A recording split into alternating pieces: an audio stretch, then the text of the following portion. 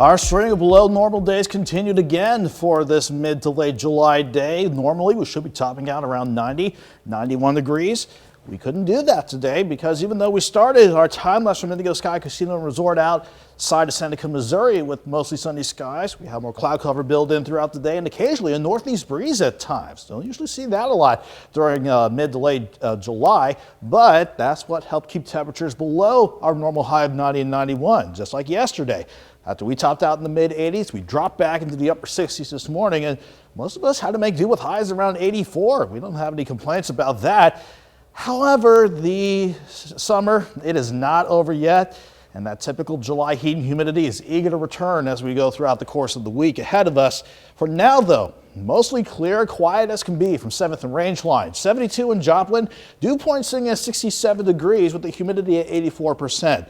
This dew point number gives you a good idea of where temperatures will bottom out as we continue with a light breeze and clear skies overnight.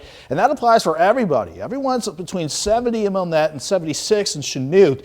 Everyone's mild. Quite mild still at the 10 o'clock hour, and thankfully the dew points aren't too terribly high either. Throughout the day we were sitting in the mid 60s, tolerable dew points for mid to late July, but these numbers have crept up, so it is starting to feel just a little bit muggy. You can kind of feel the humidity outside, but thankfully it's not resulting in much of a heat index. Still feels like lower to middle 70s all across the board. Again, everybody drops back into the mid 60s as we keep quiet with mostly clear skies toward the rest of tonight. Not much happening across the rest of the four-state region. In fact, the bigger view with the surface map shows high pressure north of St. Joseph. That's what kept us quiet today. It'll do that again tomorrow. Plus, it keeps a good frontal system to the north and another front to the south. Both of those fronts will keep the better rain chances away from us. And if you notice a bit of a haze at times in the horizon today, it's because of the jet stream setup. The northwest winds around the edge of the ridge is grabbing some of that wildfire smoke in the west, carrying it around the ridge and sending some of that smoke our way. That's why we had a bit of a hazy look to the sky. In general, though, we're still sitting pretty quiet nonetheless, but it will not be long before that upper ridge out west builds back in and takes over for sure as we go into early next week. Fortunately, it does not build back in for tonight or for tomorrow. We'll have a nice and mild start in the morning. Most of us dropping back to around 66 degrees with mostly clear skies to start the day out.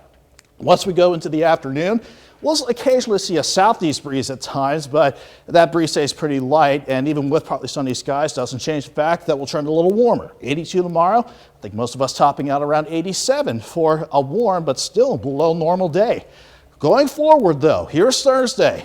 That up jet stream returns to the region. That'll send highs back into the upper 80s. And a weak wave wants to try to bring in a few random thunderstorms Thursday, but most of us will stay dry. But here's the weekend, Friday, Saturday, and going into early next week. Maybe a weakness in the jet could try to bring another shot for isolated storms on Monday, but that upper ridge, that will do the trick in bringing the heat and humidity back into play. 87 tomorrow, 89 Thursday, 91 on Friday. Not too terrible down until we hit the mid 90s and morning lows in the mid 70s for early next week. And that smoke taking a long and indirect route to appear as haze in our skies gives you an idea of the size of those fires out there. It's an amazing sight. Yes, it is. Thanks, Nick.